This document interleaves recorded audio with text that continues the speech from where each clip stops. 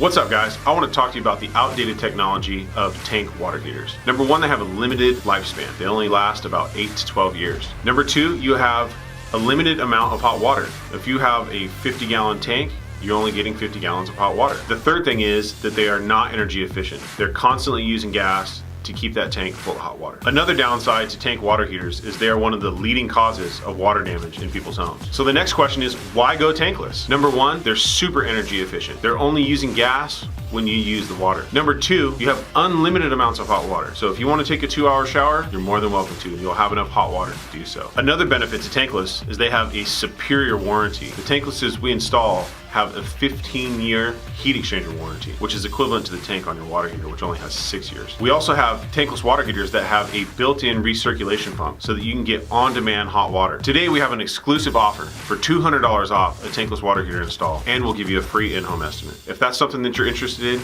go ahead and click Learn More.